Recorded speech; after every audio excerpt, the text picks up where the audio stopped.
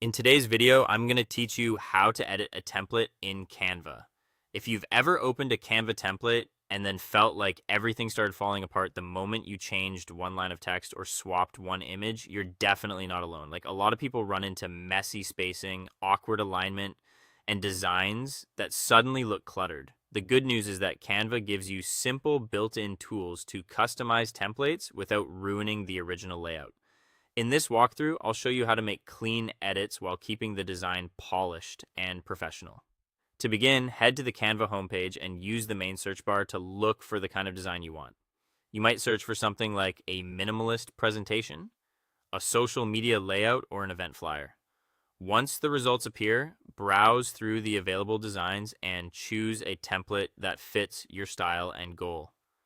When the preview window opens, click Customize this template to launch it in the editor.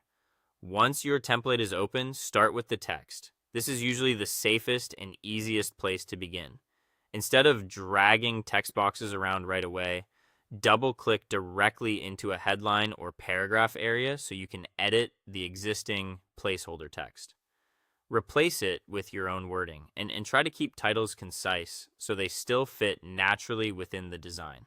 At the top of the editor, you'll see the formatting toolbar. This lets you adjust things like font style, size, spacing, and color. If you want a clean, modern look, choose a strong, readable font and make small changes rather than over-editing everything at once. Next, update the images or graphics in the template. Click on the left side panel and open either Elements if you want Canva's built-in graphics, or Uploads if you want to use your own media. Then drag your new image directly over the existing photo frame or placeholder. Canva will automatically snap it into position and match the original frame size, which saves a lot of time and keeps the layout balanced. After that, you can change the background and color scheme to better match your brand or personal style.